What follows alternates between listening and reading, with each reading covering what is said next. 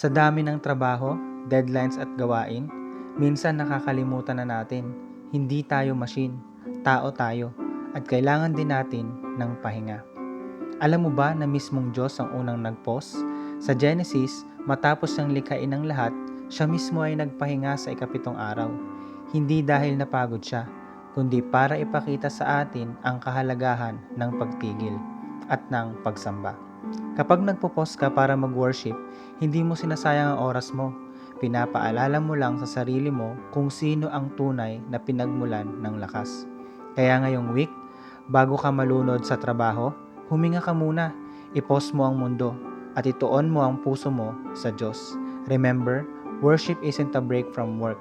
It's what gives work its meaning.